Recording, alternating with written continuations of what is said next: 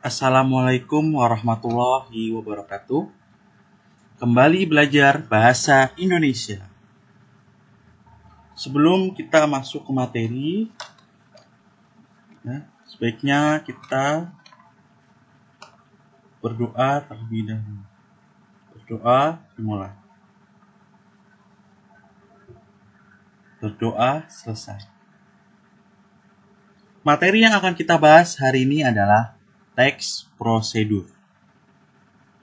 Sebelum kita masuk ke materi pembelajaran, saya akan menyampaikan kompetensi dasarnya.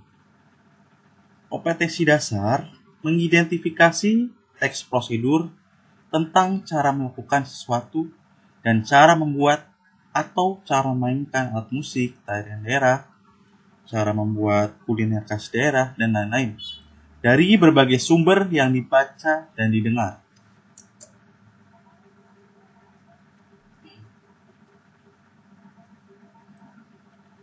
Oke, apa itu teks prosedur? Jadi teman-teman harus tahu apa itu teks prosedur. Saat kita menyalakan dan mematikan komputer, jadi ada langkah-langkah yang harus dilakukan dengan baik sehingga menghindari komputer dari kerusakan. Begitu pula saat kita mengurus keperluan seperti membuat SIM, ya kan, memperpanjang STNK dan sebagainya. Tentu ada tahapan ya yang harus dikerjakan untuk memperolehnya. Jadi berbagai langkah tersebut dapat diuraikan dalam teks prosedur. Seperti itu. Jadi apa itu teks prosedur? Jadi teks prosedur merupakan teks ya yang berisi penjelasan kegiatan ya yang harus dilakukan oleh pembaca atau pemirsa secara tepat dan akurat. Jadi teks ini berisi langkah-langkah ya penjelasan ya yang harus dilakukan ya untuk mendapat penjelasan atau keterangannya. Seperti itu. Jadi di dalam teks prosedur itu diuraikan bagaimana sesuatu dikerjakan melalui serangkaian langkah-langkah atau tindakan. Ya. Kita lanjut. Ciri teks prosedur. Ya.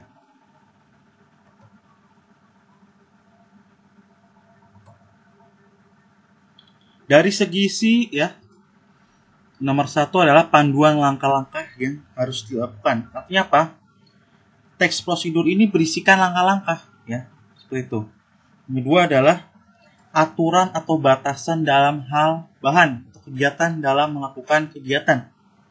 Artinya apa? Ya, artinya apa? Disusun secara informatif. Ya. Ada aturannya. Ya. Berkelanjutan dengan penjelasan seperti itu. Yang ketiga apa? Isi kegiatan dilakukan secara urut. Jika tidak urut disebut dengan tips. Ya. Gitu. Dari ciri bahasa menggunakan kalimat perintah pada teks prosedur pembaca. Jadi berfokus untuk melakukan sesuatu kegiatan. Contohnya apa? Taburkan garam secukupnya, kan? Yang kedua menggunakan kalimat saran, ya saran atau larangan, agar diperoleh hasil maksimal pada waktu menggunakan, membuat, memainkan atau melakukan sesuatu. Contohnya lebih nikmat dimakan selagi hangat, sarannya seperti itu. Larangan apa?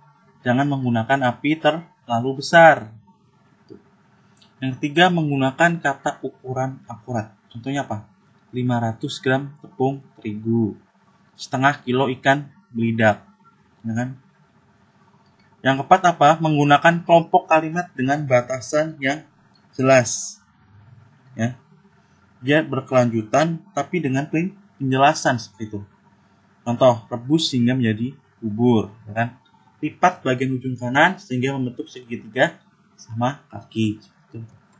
Ya. Oke. Apa tujuan teks prosedur? Teman paham? Tujuan teks prosedur apa? Tujuan teks prosedur yaitu apa?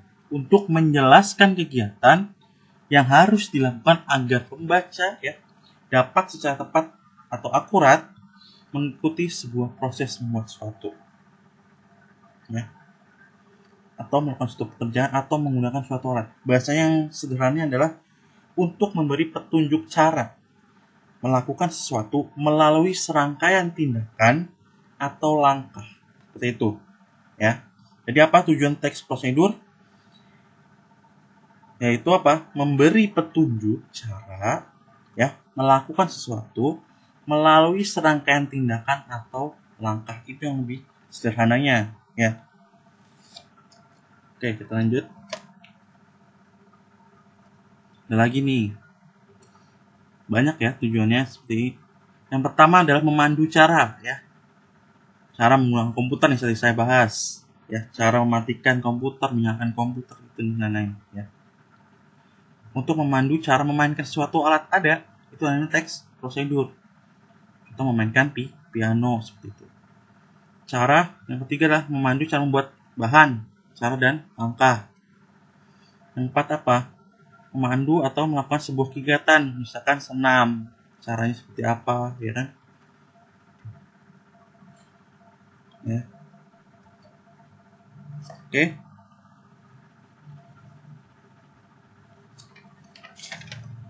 Jadi teks prosedur itu adalah teks yang menunjukkan serangkaian tindakan atau langkah-langkah ya yang jelas dan teratur yang harus dijalankan ya dan untuk mencapai tujuan yang diinginkan. Nah, sekarang kita bisa menelaah teks prosedur serta unsur kebahasaannya. Struktur teks itu merupakan bagian atau cara teks tersebut dibangun. Ada yang tujuan, ada bagian material dan berisi langkah-langkah. Jadi teks prosedur itu ada unsur strukturnya. Ya. Yang pertama adalah bagian tujuan. Bagian tujuan itu isinya apa, Pak? Jadi bagian tujuan itu isinya adalah apa? Pembuatan teks prosedur atau hasil akhir yang akan dicapai. Dapat berupa judul misalkan, ya kan? Yang kedua apa? Bagian material. Apa isinya?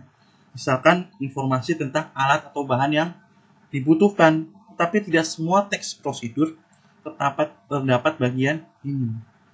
Umumnya terdapat dalam resep masakan biasanya itu. Yang ketiga apa? Bagian langkah-langkah. Itu berisi cara-cara yang kita tempuh untuk mencapai tujuan. Ya, begini biasanya tidak dapat diubah seurutannya. Nah, selain struktur teks, ya, dalam penulisan teks prosedur, kita juga harus memperhatikan unsur kebahasaan. Ya, apa unsur kebahasaannya? Yang pertama adalah konjungsi. Ya, konjungsi. Apa konjungsi itu? Jadi, terdapat banyak sekali konjungsi pada teks prosedur yang menyatakan waktu kegiatan. Ya. Misalkan kemudian, setelah itu, lalu, selanjutnya, itu konjungsi. Kata-kata itu hadir sebagai konsekuensi dari langkah penggunaan sesuatu yang bersifat kronologis. Ya. Yang kedua adalah kata kerja perintah atau imperatif. Nah, pada teks prosedur banyak dijumpai kalimat perintah. Ya. Apa itu kerja imperatif? Itu kata yang menyatakan perintah, keharusan atau larangan. Itu kata kerja imperatif. Ya. Yang ketiga adalah verba material atau tingkah laku. Nah, verba material itu mengacu pada tindakan fisik. Sedangkan verba tingkah laku mengacu pada tindakan yang dilakukan dengan ungkapan. Gitu. Ya. Yang keempat apa? Partisipan. Jadi dalam segi partisipan, kita cukup memeriksa apakah pada teks prosedur yang kita sunting terdapat partisipannya. Manusianya ya, bukan secara khusus. Ya. Jadi dengan mengetahui berbagai struktur teks dan unsur kebahasaannya, kita dapat menelaah struktur teks prosedur dengan baik. Ya.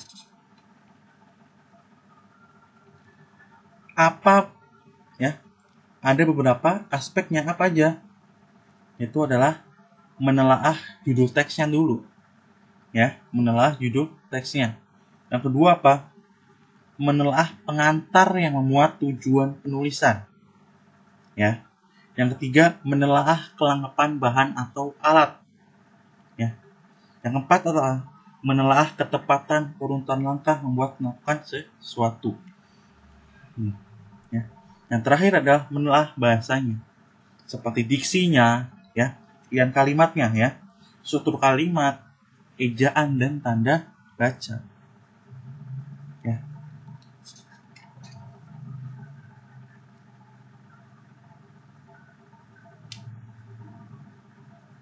Jadi untuk mengidentifikasi teks prosedur, ya, yang harus diperhatikan adalah judul, ya.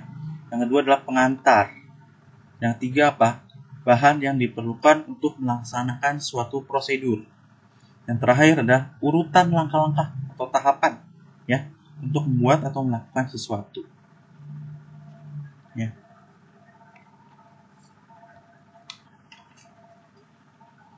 Jadi dalam kehidupan sehari kita sering membuat sesuatu, ya. Gitu. Ya. Pada saat membuat sesuatu biasanya membutuhkan petunjuk agar pekerjaan yang kita lakukan ini dapat berjalan lancar dan hasilnya memuaskan.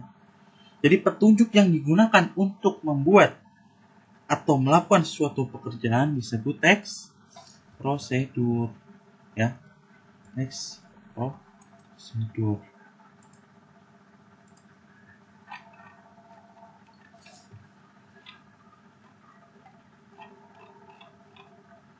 Ini strukturnya kita lihat. Ada tujuan, ya kan? Ada alat dan bahan, langkah-langkah, terus penutup. Di unsur kebahasan yang tadi saya bahas ada imperatif, artinya apa? Ya, kata kerja,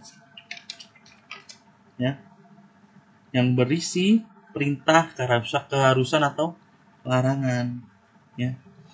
Persuasif, teknis, konjungsi, deskripsi atau alat.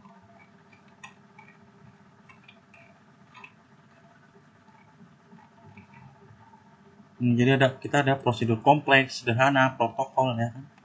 Seperti itu. Ya, jadi tujuan kita belajar ini agar bisa menganalisis ciri umum teks prosedur dan memilih kata atau kalimat yang menjadi ciri kebahasan teks prosedur dari berbagai sumber yang dibaca, ya, dan didengar serta menyusun jawaban tentang isi teks prosedur dan mendemonstrasikan langkah-langkah teks prosedur dengan baik dan penuh rasa syukur dan rasa tanggung jawab. Itu tujuan pembelajaran kita hari ini, ya. Setelah kita mempelajari teks prosedur, ya, kita bisa menyajikan datanya, ya. Langkah-langkah menyusun teks prosedur itu adalah memilih topik untuk teks prosedur. Yang kedua apa? Menuliskan pengantar yang menjelaskan tujuan. Yang tiga, menuliskan bahan yang dibutuhkan, ya kan? Yang keempat apa? Menuliskan urutan langkah. Ya. Jadi untuk menyajikan data, rangkaian kegiatan dalam teks prosedur, jadi kalian harus memperhatikan strukturnya dulu. Yang kedua apa? Unsur kebahasan dan isi dari teks tersebut. Demikian pembelajaran bahasa Indonesia untuk materi teks prosedur. Terima kasih.